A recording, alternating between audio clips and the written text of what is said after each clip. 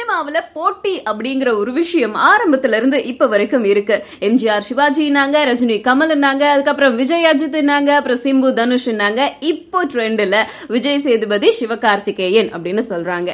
இந்த போட்டி அப்படிங்கிறது ஒருத்தவங்க மேல ஒருத்தவங்க போட்டி போட்டுட்டு படங்கள் நடிக்கிறது அப்படின்னு இல்ல.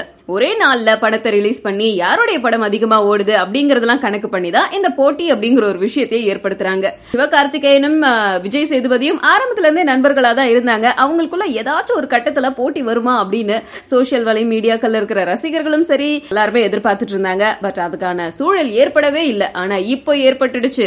அவங்க ஆரம்பத்துல நம்ம சிவகார்த்திகேயனோட எதிர்நீச்சல் திரைப்படம், விஜய் சேதுபதியோடைய சூதுகவும் திரைப்படம் இதெல்லாம் ஒன்னாதான் வந்துச்சு. ஆனா ரெண்டு படங்களும் வெற்றி அடைஞ்சதுனால ரெண்டு பேருக்கும் அப்போதைக்கு போட்டி ஏற்படல.